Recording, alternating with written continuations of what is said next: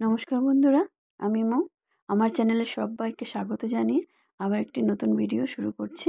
তো আজকের আমি বানিয়ে নেব পমফ্রেট মাছের পোস্ত ঝাল। তো এখানে আমি বড় সাইজে দুটো পমফ্রেট মাছ কেটে ধুয়ে নুন হলুদ মাখিয়ে সর্ষের তেলে ভেজে নেব। তো এখানে পমফ্রেট মাছটা আমি কেটে নিয়েছি, মিডিয়াম পিস করে নিয়েছি সব। তো এতে করে মশলা দিয়ে রান্না করলে খেতেও ভালো হয় আর সুন্দর মশলাও টেনে নেয়।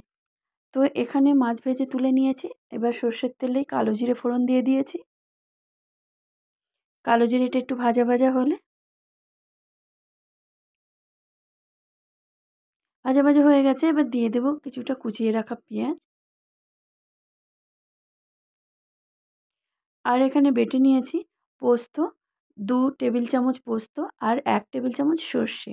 তো এটা বেটে আর কাঁচা লঙ্কা দিয়ে আমি বেটে রেখেছি। তো এখানে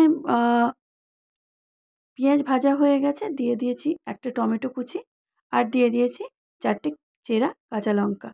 তো ওটাও মোটামুটি ভাজা হয়ে গেছে, তেল ছেড়ে এসেছে। এবার দিয়ে দেব পোস্ত সর্ষে বাটা। তো এখানে পোস্ত বেশি নিয়েছি, যেটা পোস্ত ঝাল।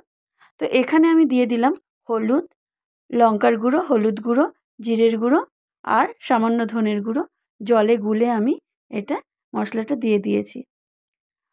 তো এবারে সব সুন্দর করে কষিয়ে নেব। কষিয়ে নিয়ে মশলার বাটি ধোয়া জল দিয়ে দেব। দিয়ে ভালো করে নেড়েচেড়ে পরিমাণ অনুযায়ী জল দিয়ে গ্রেভি তৈরি করে নেব। তো বন্ধুরা, এই রেসিপিটা খুব সুন্দর হয় গরম গরম ভাতের সাথে।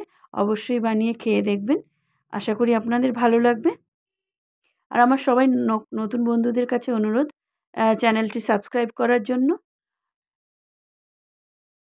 আর পাশে থাকা বেল আইকনটি প্রেস করবেন, যাতে ভিডিও ছাড়ার সাথে সাথে আপনাদের কাছে নোটিফিকেশান পৌঁছে যায়। তো এইবারে আমি ভাজা মাছগুলো দিয়ে ধনেপাতা কাটা দিয়ে নেড়েচেড়ে ওয়েট করব 2 মিনিট।